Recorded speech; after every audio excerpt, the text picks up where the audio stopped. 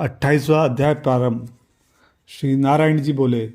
उन वचनों को सुनकर चित्रगुप्त बोले, यह प्रथम लोभ में पड़ा, इसलिए पहले ये प्रेत बने, बाद में वानर, और उनके अनंतन में अनेकों नरक भोगने का दुख दूंगा। दूतों ने उसे मारते हुए प्रेत योनि में पटक दिया। उस भयानक वन में भूख प्यास से व्याकुल प्रेत को घूमते बहुत समय बीत गया। प्रेत योनि के दुख भोगने के बाद चोरी के अपराध से बंदर योनि में जन्म हुआ। वहाँ देवराज इंद्र का बनवाया सरोवर पापनाशक पुण्यवर्धक एक कुंड था। उसे मृग तीर्थ कहते थे। देव दुर्लभ उस तीर्थ में श्राद्ध करने से पितृगणों की सद्गति होती है। उस विप्र को वानर शरीर से तीर्थ में रहना पड़ा था। नारद जी बोले, त्रिलोक को पवित्र करने वाले इस मृग तीर्थ में यह प्राणी दुष्ट वानर कैसे निवास कर पाया। सूत जी बोले कि नारायण जी ने कहा, हे नारद, पूर्व समय में चित्रकुंडल नाम का एक वैश्य था। उसकी पतिव्रता तारका नाम की पत्नी थी। वे दोनों पुरुषोत्तम के भक्त थे। उन्होंने पुरुषोत्तम मास का व्रत किया।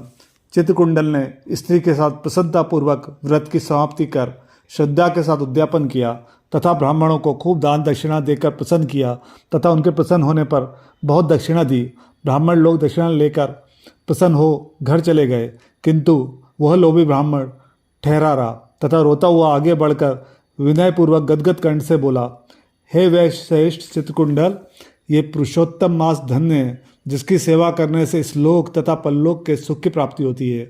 आपने विधिपूर्वक भली भांति पुरुषोत्तम व्रत किया है तथा ब्राह्मणों को बड़ी प्रसन्नता से दान दिया है, किंतु मुझ भाग्यहीन को क्यों नहीं दिया। इस प्रकार उसके कहने पर उसने उस कंजूस को भी बहुत सा धन दे दिया और उस ब्राह्मण ने उस धन को धरती में गाड़ दिया और वहाँ रहकर पुरुषोत्तम मास की पूजा देखता रहा। पुरुषोत्तम मास की प्रशंसा एवं पूजा को देखने के पुण्य से उसका जन्म मृग तीर्थ में हुआ। नारद जी बोले, हे ब्रह्म, शीतल जल एवं मनोहर सघन वृक्षों से सुशोभित इस वन में उसके रहने का कारण कहिए। श्री नारायण बोले, हे नारद जी, जब दशरथ पुत्र श्री राम ने समुद्र पर पुल बांधकर रावण को मारा था, विभीषण को छोड़कर सब राक्षसों को मारे जाने पर श्री राम जी ने अग्नि परीक्षा कर श्री जानकी जी को स्वीकार किया। उस समय ब्रह्मा जी, शंकर जी, इंद्र आदि देवताओं ने रावण वध से प्रसन्न होकर श्री राम जी से वर मांगने को कहा। तब भक्तों का अभय करने वाले श्री राम जी बोले, हे देवताओं, यदि आप इस समय वर देना चाहते हैं तो सुनिए। इस युद्ध में राक्षसों के हाथों वानर मरे हैं, उन्हें अमृत वर्षा करके जीवन प्रदान कर दें। देवताओं ने आदेशानुसार अमृत वर्षा द्वारा वानरों को जीवित कर दिया। भगवान राम ने वानरों को आज्ञा दी कि वो सब प्रसन्नतापूर्वक अपने घर जाएं। मेरे से बड़ी उम्र वाले वानर जिस जिस वन में जाकर रहेंगे, वे वन फूल पुष्प वाले सघन वृक्षों से भरे रहेंगे। वहाँ की नदियाँ स्वच्छ मीठे जल वाली होंगी, उन्हें कोई रोक नहीं सकेगा। श्री राम जी की आज्ञा पाकर वानर जिस वन में गए, वहाँ फल फूल के वृक्ष एवं मीठे जलयुक्त हो गए। श्री नारायण बोले, आगे की कथा सुनिए। वन में जन्म पाकर वानर पर्वत के समान बढ़ने लगा तथा भूख प्यास के कारण व्याकुल होकर लोभी वहाँ भटकने लगा। उसके मुंह में घाव था, जिसके कारण वो खा नहीं पाता था। एक पेड़ से दूसरे पेड़ पर कूदता फिरता था। एक बार वो पेड़ पर से पृथ्वी पर गिर पड़ा। उसके अंग अंग टूट गए। मुंह में घाव का असह नहीं दुख था, दांत भी टूट गए थे। इस प्रकार भूखे प्यासे रहते हुए देवयोग से पुरुषोत्तम मास आ गया। इस मास में भी अन्य दिनों की भांति ही दुखों से पीड़ित रहा। एक दिन पुरुषोत्तम मास के कृष्ण पक्ष में प्यास से भटकते हुए एक कुंड के पास पहुंचा, किंतु अमृत जैसे जल को घाव के कारण पी न सका।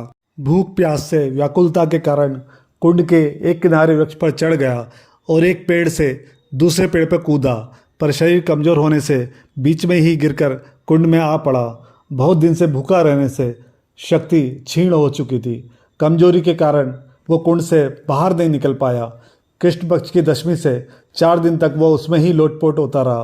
5वें दिन उसके प्राण निकले।